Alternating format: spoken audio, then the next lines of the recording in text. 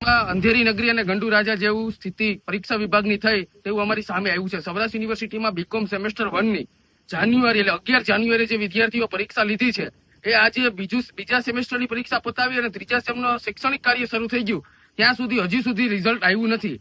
એટલે વિદ્યાર્થીને લગભગ 6 મહિના સુધી પોતાના જે પરીક્ષા આપેલી છે તેમાં કેવી રીતના એમણે પરફોર્મન્સ આપ્યું એ ખ્યાલ જ ન પડે, અથવા તેને ફરીથી પહેલા સેમેસ્ટરની રિમિડિયલ પરીક્ષા દેવી હોય તો તેમાં અસમંજ ઉભી થાય છે.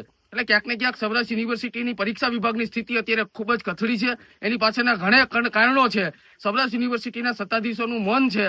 વિદ્યાર્થીઓ, અમને વિદ્યાર્થી પ્રતિનિધિઓ, મીડિયાના મિત્રો અને પરીક્ષા વિભાગના કોલ સેન્ટરમાં ફોન કરીને થાકી જાય, પરંતુ સૌરાષ્ટ્ર યુનિવર્સિટીમાં વિદ્યાર્થીઓએ પરીક્ષા આપ્યા પછી પરિણામોની 7-8 મહિના રાહ જોવી પડશે. આ માત્ર બીકોમની વાત નથી. મોટાભાગના કોર્સોના પરિણામો હાલ સૌરાષ્ટ્ર યુનિવર્સિટીમાં 6 થી 7 મહિને જ આવે છે.